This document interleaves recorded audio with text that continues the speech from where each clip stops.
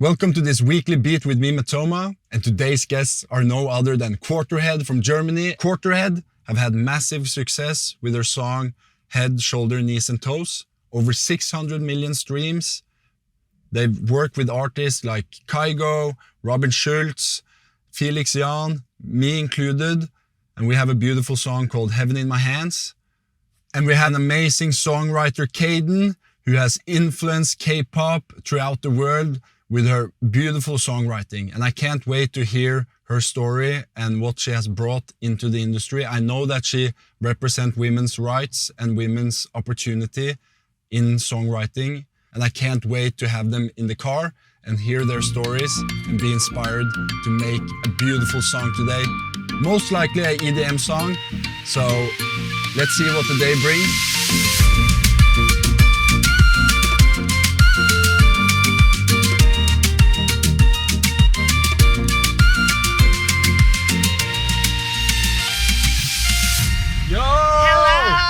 What's up? What's up?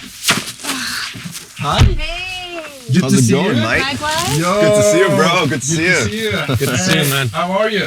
You want to put your backpacks in the Oh, back? it's just a 10-minute ride, right? Yeah. Oh, it's Not- fine. we're Not good. even that. It's fine. It's a spacious car. Though. Yeah. How was the trip? Good to see you again. Yeah, Good to see trip you was guys. nice. Good to see you. I'm so excited for today. Me too. Me too. We're gonna make a banger. We will. We will.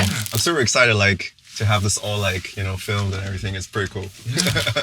No, I'm excited. And Yeah. it's so good to see you again. Yeah, Thank you, man. It's Thanks, been a while. Thanks for bringing us here again. And Good I to be saw back. you not long ago. Not so long ago. Yeah, we were having a good coffee back in the city center. Yeah, I was Yeah. filming. Yeah. Doing some promo. Yeah, content creator. Yeah. How's life been since then? Good. I've been traveling Oh, you a have? bit. I was in Copenhagen this weekend. Yeah. So, Amazing. yeah. Songwriting or? Songwriting and distortion. Yeah. Listening to all the techno music I never hear. So yeah. Do you like techno? Okay, That's no an more answer. words. No more words. I like needed. melodies though. I like house and melodies, but the without anything, that's after 8 hours you Yeah. get a little crazy. We're gonna do a techno track today, right? Yeah, what have you been up to lately?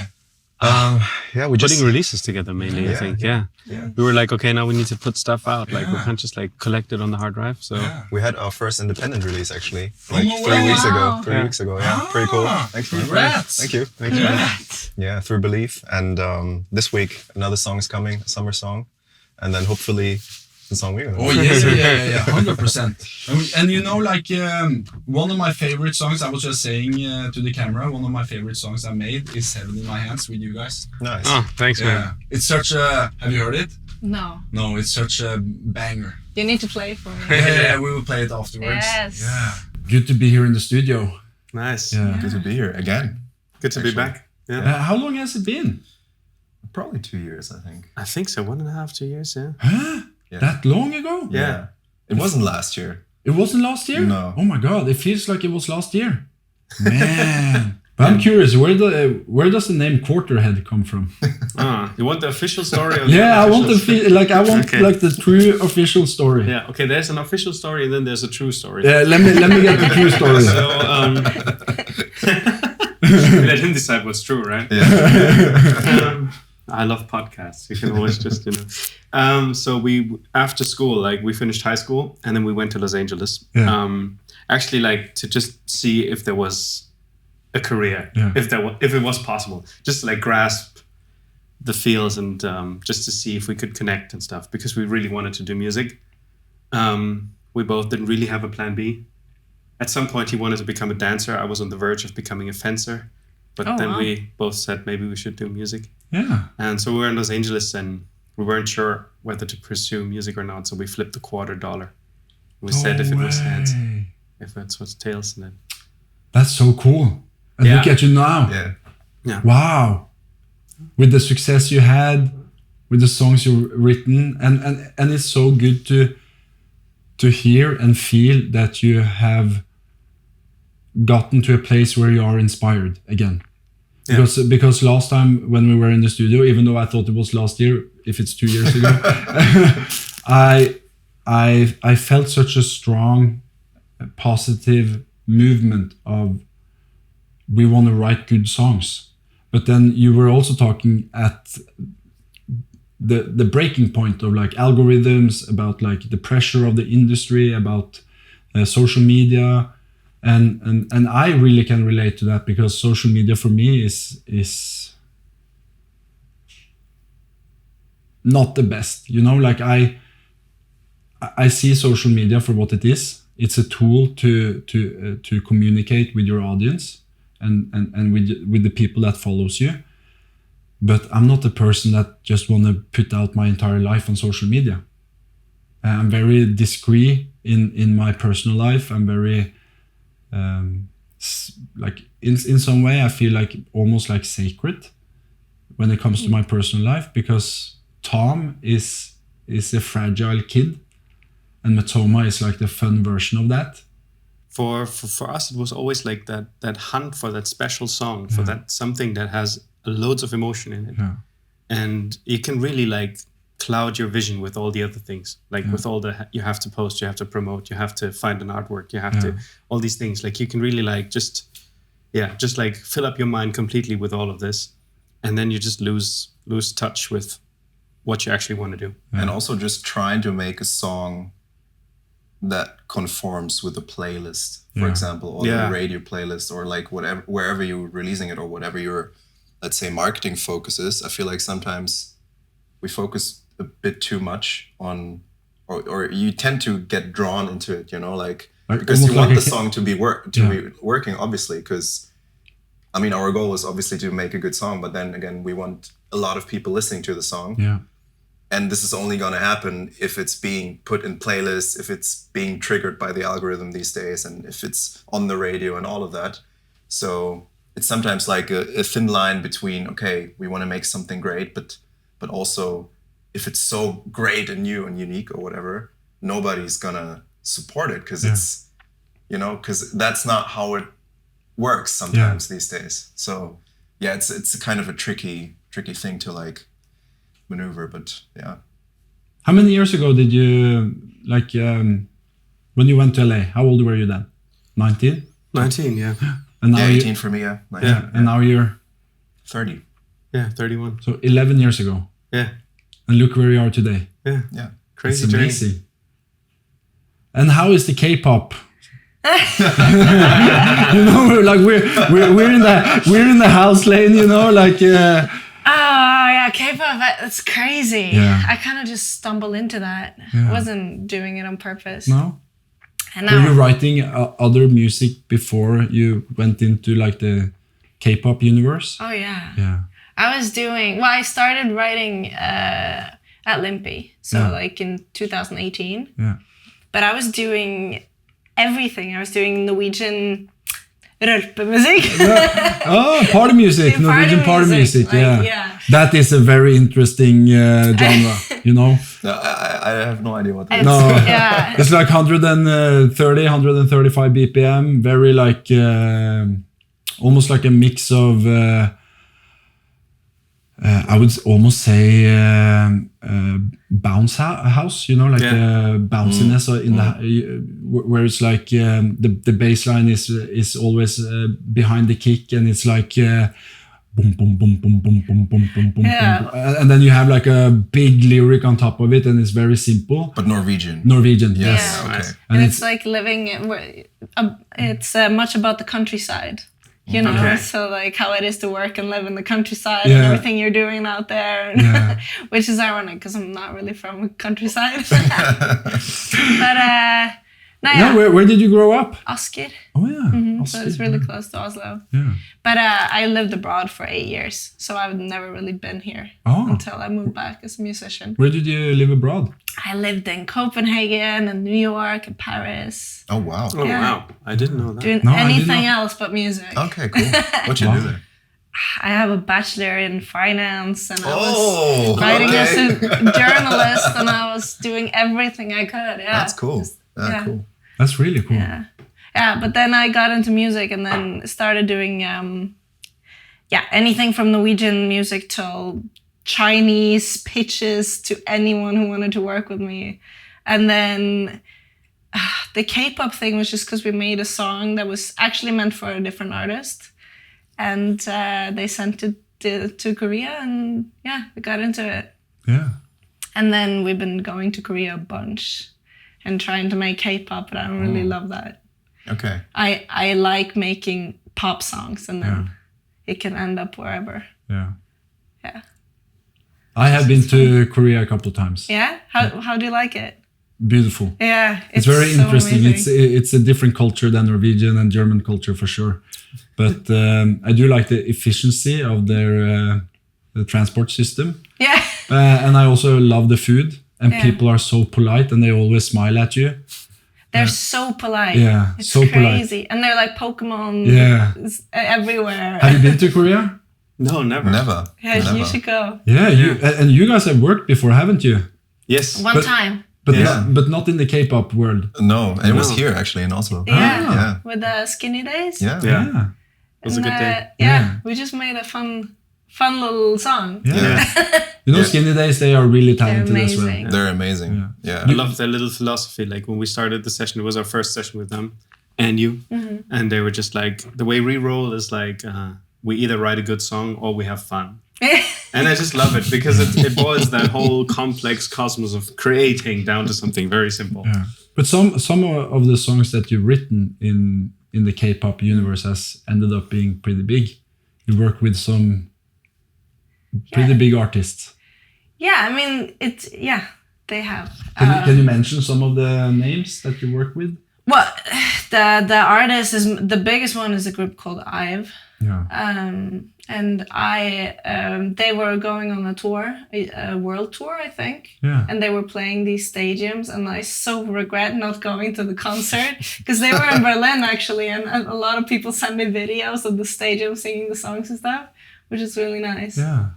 But it's How does that make you feel, like when you know that you have written a song where those songs end up filling stadiums? And incredible that the song can reach so many, and then that they actually sing it back. That's crazy. And that's a good reminder because, you write so many songs in the session, and like you were talking about, like there are so many expectations of where the music should go and what it should do, but all that really matters is, does it connect? Yeah. And yeah, a couple of them connect, and that's why we do it. Did you connect with your artist name immediately? Oh, well, my artist name was actually meant to be a secret. Oh. Yeah, so it's a rap name generator on Google. And Caden and Kristen, it's kind of, it's K, but this with the C, I was like, oh yeah, people can say that. Yeah. And it was meant to be a secret because I was doing some vocals for EDM tracks with DJs. Yeah. But then I was in the studio with a Norwegian group called Broiler. Oh, yeah. And we made a song. We weren't supposed to make that song because there was an artist supposed to be there, and that artist got sick. And so we just made a song, and they were like, you want to do it? And I'm like, yeah. And then I had this name, and then my manager said something because I was like, should I have a different name? And he was like, okay, let's say this thing works out and you're going to play a song, you're going to play a concert as yourself, and then you have a song with David Guetta. Are you going to release that with another name? And I'm like, no, I'm going to keep one name. So then, I just kept Caden and started releasing some songs too. Caden reminds me of a UK name. Yeah, and I think it's actually a boy's name. Yeah. In like US and stuff. I found out that later. It's a cool name though. Did you know that you would end up with music? Since you have been through finance, you have been through... It's so weird. I always thought I would do music. Yeah. But I never did. Well, except I was singing in Paris for a while. But other than that, I just thought I was going to do music, and then I was living in the coolest cities in the world, and I was, doing everything that on paper would be amazing. And then I just felt like I was wasting time. Yeah. So then I was in Brazil, and I saw this ad for Limpy. And in Brazil? Yeah, I was there for a couple of months, why not? And then suddenly, like on the streets or on the phone? No, on my phone, on Facebook. Yeah. And then Tor Erik from Stargate was popping up on the screen. And he was like, to make it in music, you need to know people. You need to collaborate. And I'm like, oh yeah, that makes sense. So I had made 2 songs in my life. And I just submitted them. And then I was like, this is my shot. I'm doing this now. And I'm not going back to wasting time. But it took me... I started doing this when I was 27. Wow. You know, so it... How old are you now? 34. No way. Mm-hmm. So how long did it take you to like get a foot into the whole thing? Well, it took 5 years for me to live from doing it. But I went to a school and then I was really pushing, you know? And so for me to start writing songs that got released took about 6 months. Yeah. That's quick, I think. Yeah. That's quick. Well, we were lucky though, because in our school, our teacher really loved this one song we did, and it ended up being the winner song of Norwegian Idol that year. So we were lucky with the first one, you know, and then But you need those things to like kick it off sometimes, you know. I think in the beginning, luck is like it just plays a role. Like you can't, like you can be. There's so much talent there. Yeah. I do think like behind a project, there's always countless of hours that people don't see. Always. And I often get referred as like a overnight success, but I started making music when I was 16. All right.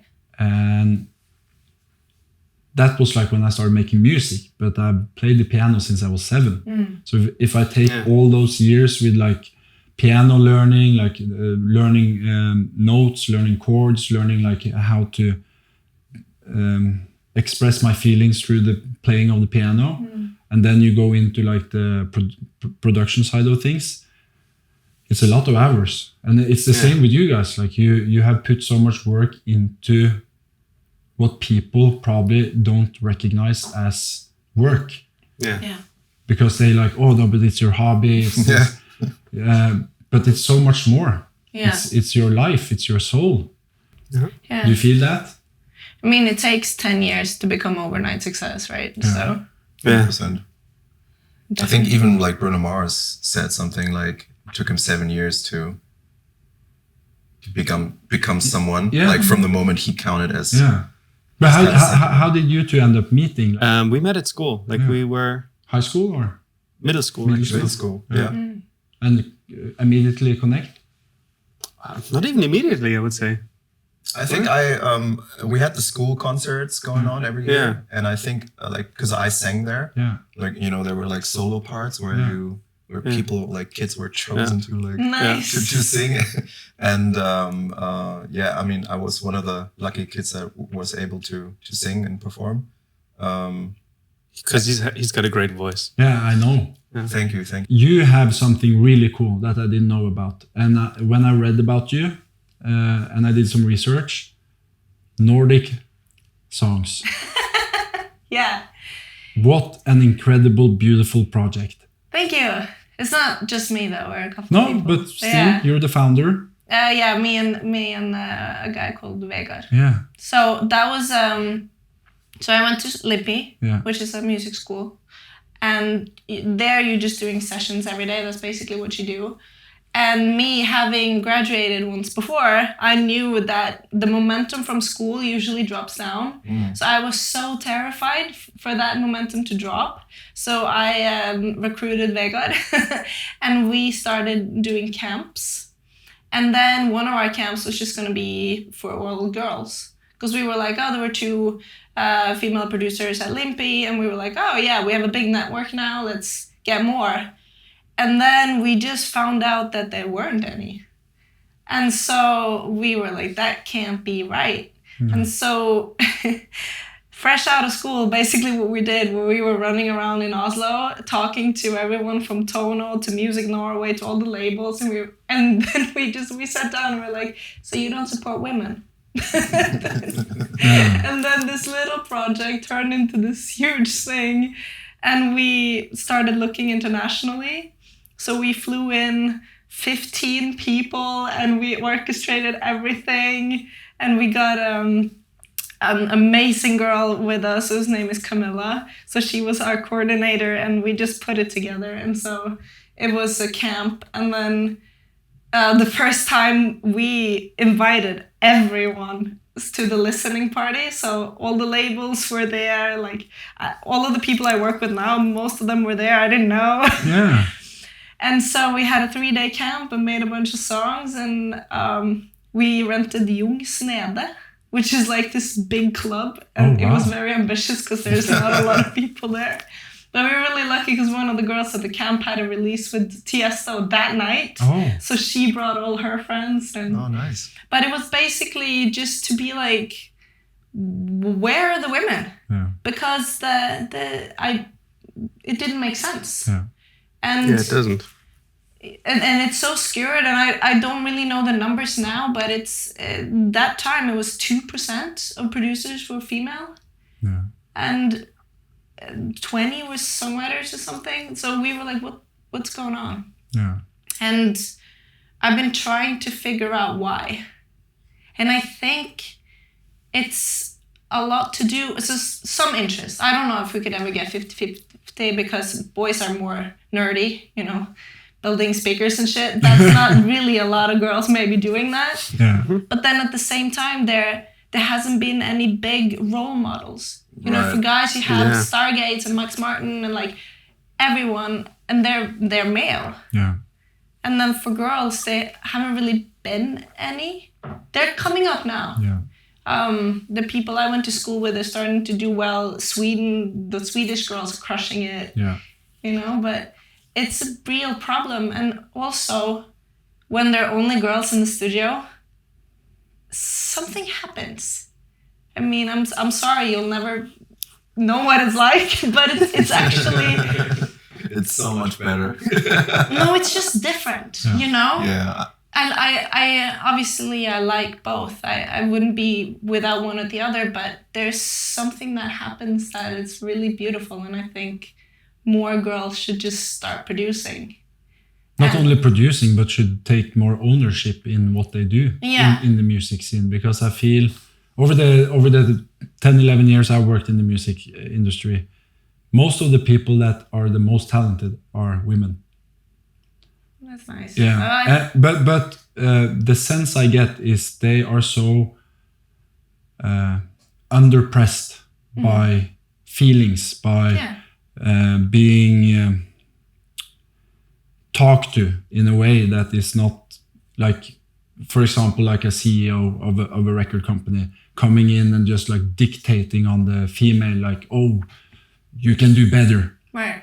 And I've never heard them talk to a male artist like that. Right. You know, it's very like the dynamic between like, and maybe this is like a cultural thing and it's slowly changing, but I think this should have changed many, many years ago. Yeah, well, there are a couple of things that I think it plays a role. Yeah. First, when you're little, you know, if a girl is loud, she's loud. Yeah. You know, it's like quiet. Yeah. You're raised to be more quiet. Yeah. If a boy is loud, it's just like he's just being a boy, Yeah. right? And then if a girl goes into a room and she takes space and she's, you know, Yeah. she's a bitch. Yeah. And there's all of these things, and it's also like you listen more, but there's a deeper voice, etc. That my favorite study on this is actually a study at Harvard. Yeah. And the students got to read 2 papers about 2 people. And one group got one paper and one group got the other paper. And this was the same paper. And then exactly the same everything. The only difference was the name. Yeah. One guy and one girl. And the guy was described as, oh my God, he's such a boss. Like, I want to be like him, you know, And the girl was a bitch. Yeah. She was manipulative, you know. And it's all of these things that makes it harder from the get-go. So as a girl, you have to be very ballsy to break those things and just don't give a fuck if you're a golden bitch. So sorry, I'm cursing. But it's true. Yeah. Because it's... And I know a lot of girls who are ballsy, and I'm one of them, and it's happening so many times where you just have to be like, no, this is confidence. I'm not trying to be mean or anything. It's just you know, and you have to be confident enough to take space. And for that, I think you need role models. Because the more role models and kick-ass girls we have, the more okay it is. Yeah. And I think this is a society thing, and I think it's a girl thing. Like, we have to be able to, you know, take place. But I also feel like there is a guy thing where men also have the responsibility to you know, include women as well. But I've heard so many girls have horror stories from the music industry. I've been so fortunate because most of the men I've been working with have been so including and so like great. So I feel like also most people are great. Yeah. But I think it's.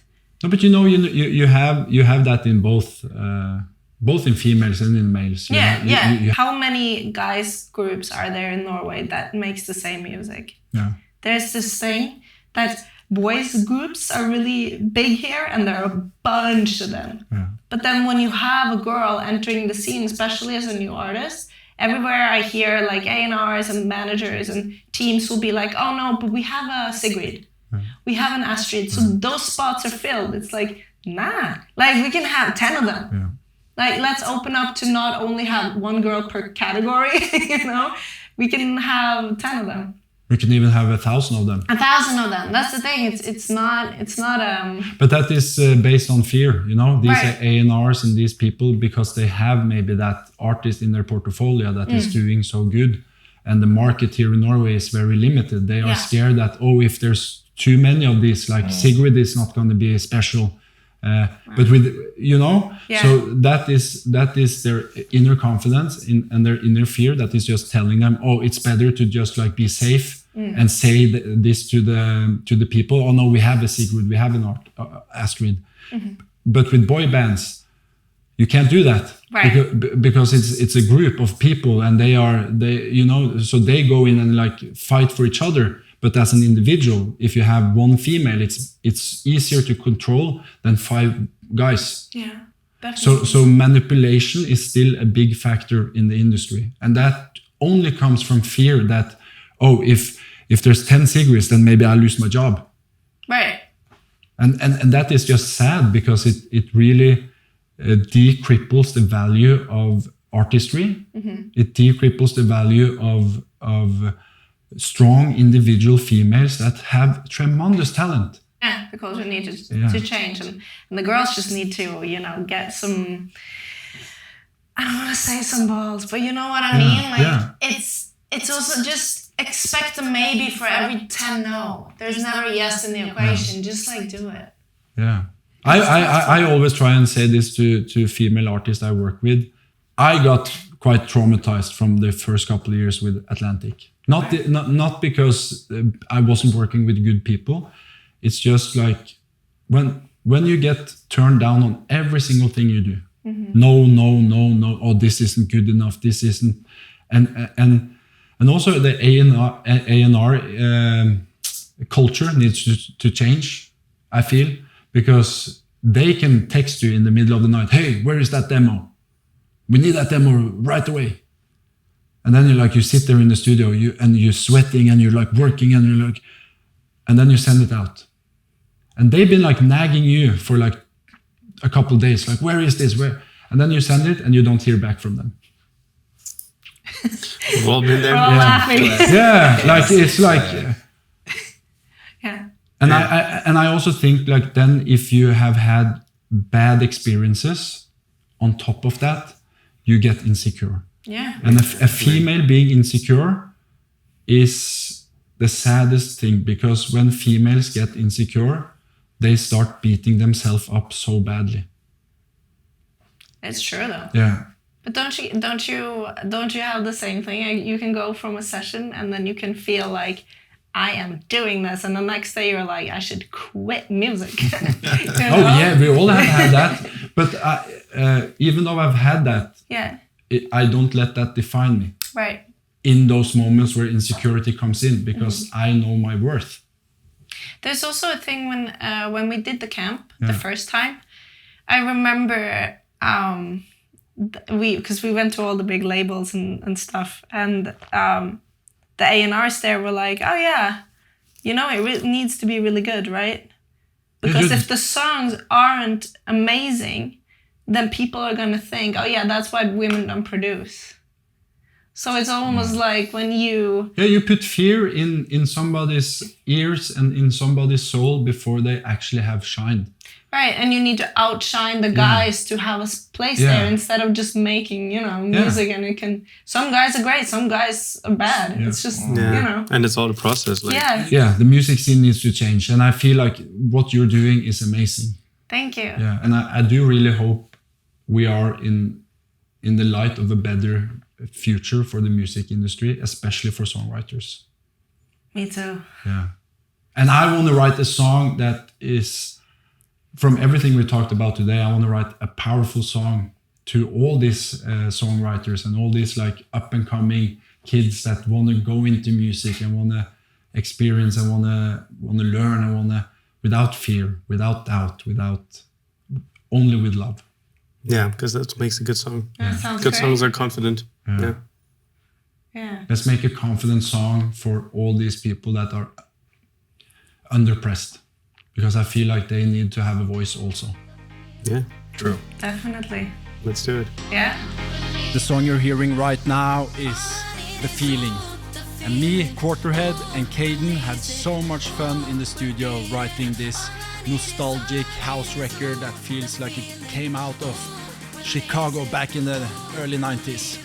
It's out this Friday, so pre-save, give it some love if you want to, and the best thing, we're doing it all again next week. Catch you later, and remember to spread that love.